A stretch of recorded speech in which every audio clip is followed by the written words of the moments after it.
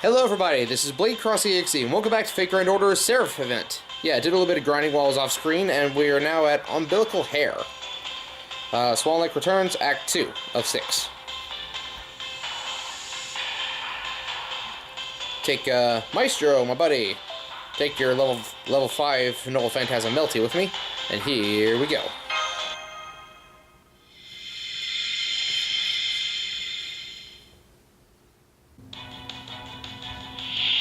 Alright, no cutscene, just battle. Zombie thugs, okay. Jerk.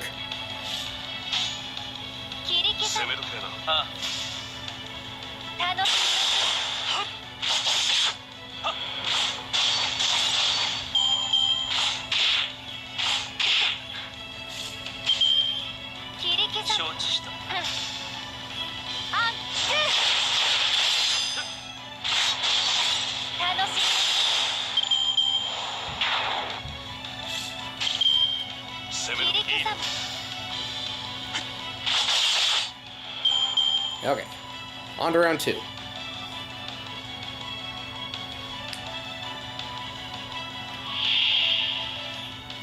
More zombie thugs.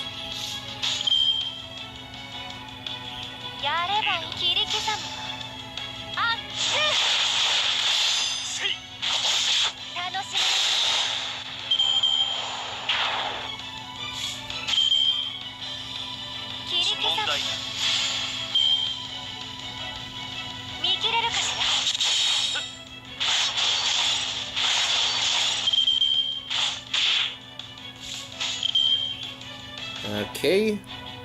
Yeah, let's do this.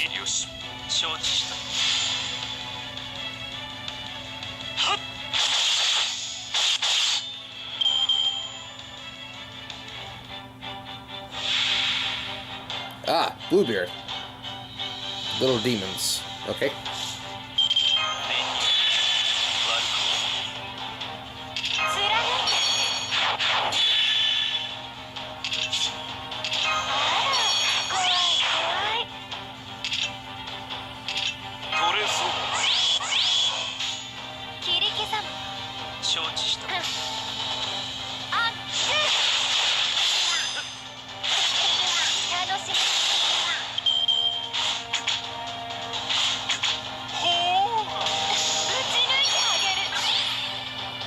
Alright, here we go.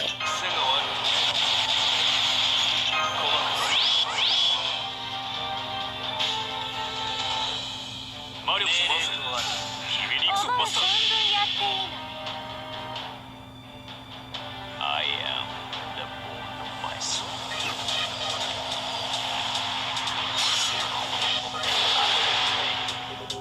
Now, blade walk.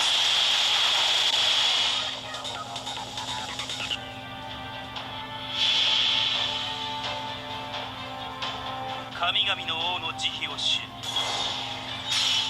絶滅とはこの一筋。焼き尽くせ、バサビーシャンディ。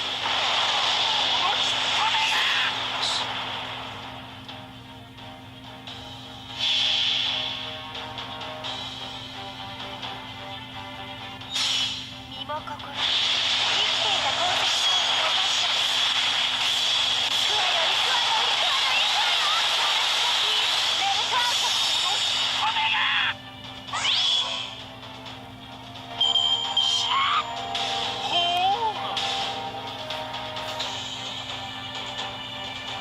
God, I didn't see that. He's got more of those with him.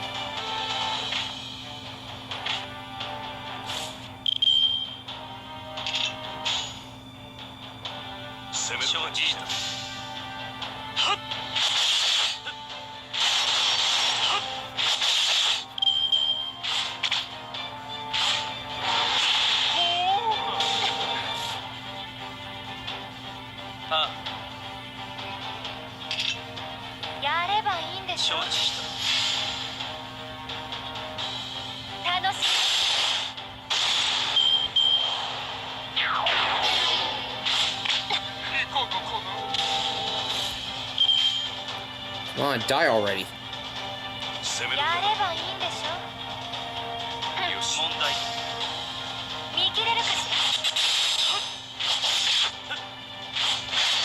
There we go.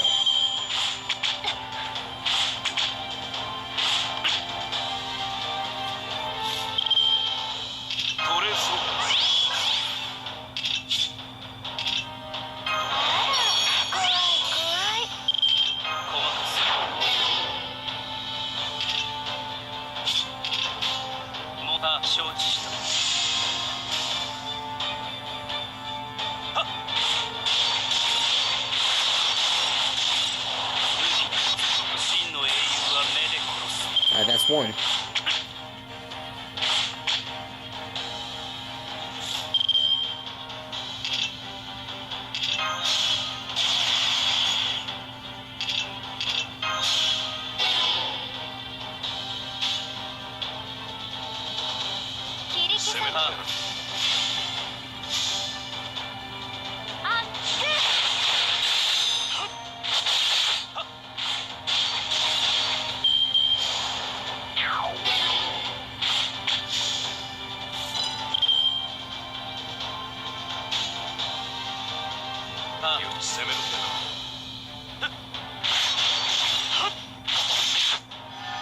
Oh, come on.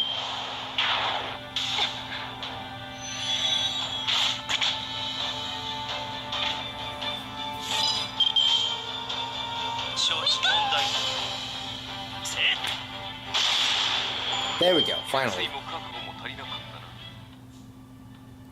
He was just a normal servant. Indeed, he may have been controlling corpses, talking like an utter madman, but still. Why are you so surprised? This is what most servants are like on Seraph. They have completely succumbed to their desires and fight accordingly. After all, one can literally get away with murder here. Even so-called heroic spirits act like that when they show their true colors. Just goes to show how much of a slave humans truly are to their libidos. Or perhaps it means that they're all just berserkers. Despite obstinacy and being rational creatures, humans only ever do what they feel like doing after all. Your bias is showing, my lady. Yes, we all do have base instincts and desires, but humans use their rationality to keep them in check. The fiendish sorcerer we encountered earlier has long since abandoned such things of his own free will. He was utterly deranged even among heroic spirits. That's why I said humans are slaves, because they aren't able to stay rational if they don't keep themselves in check. Of course, my boundless love can melt down people and their checks alike, so it doesn't matter to me. How about it, Gabriel? Any interest in my skill? My nectar is strong stuff. If you ever feel like ending it all, just let me know. I can put you down for good before you even have a chance to feel any pain. What's your skill again? It's called All Drain. It's an illegal skill that lets me melt down and absorb, well, anything.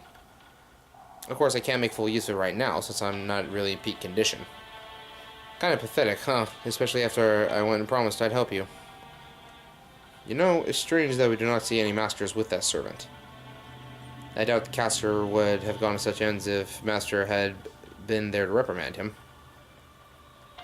So why was the Master nowhere to be found?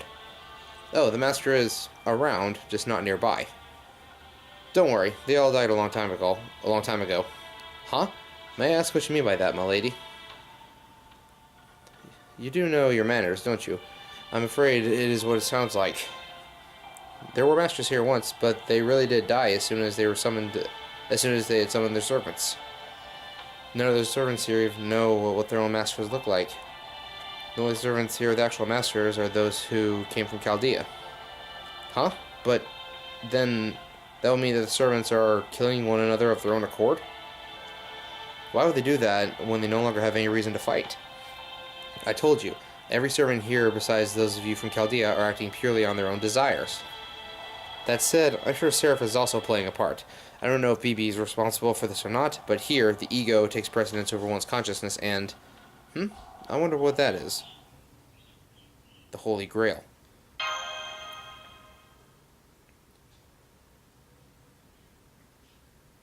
No, Gabriel, you mustn't!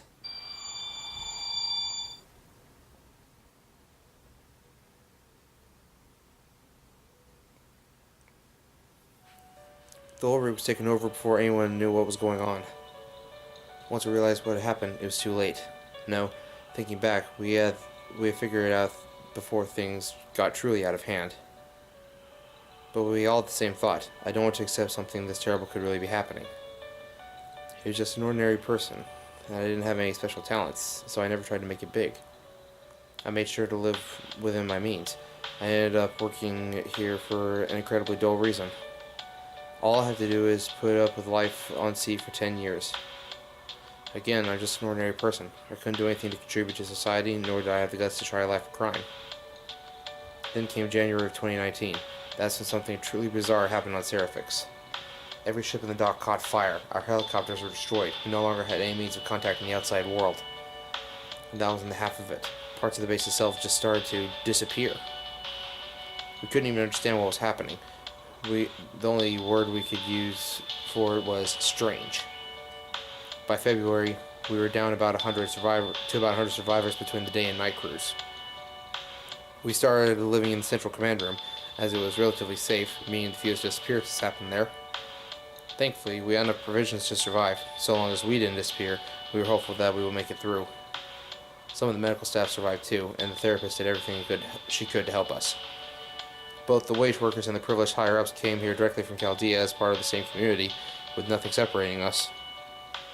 The main thing we all shared was the same desperate hope. Let's wait until May. Chaldea is sure to know what's happening here. We should have known better.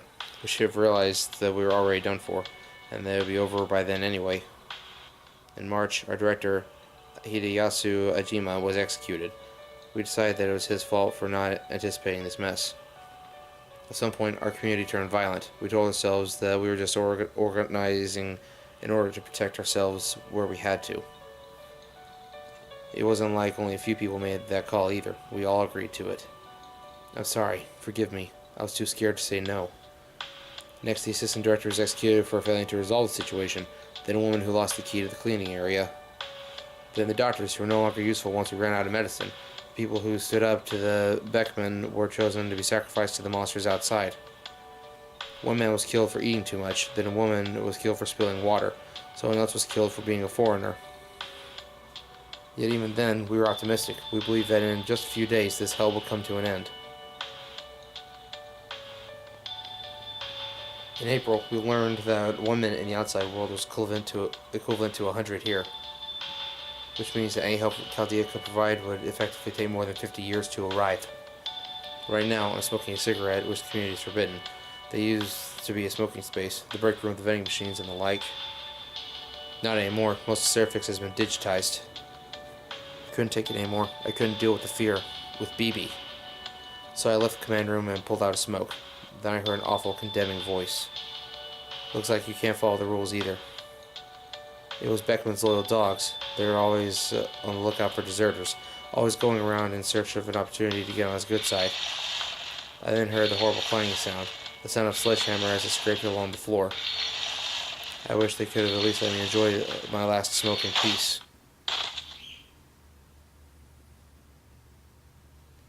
Man, I never thought I'd go out like this. With how it's all gone down, I wish I'd had a spine and stuck up for the assistant director. Was that a crew member's last? Yes, that must have been the final memory of a human who died here. But it's all in the past now. Don't pay it any heed, Gabriel. Gabriel, your expression tells me all I need to know about what sort of memories they must have been. We must get to the bottom of this situation at once, so that no more lives are lost.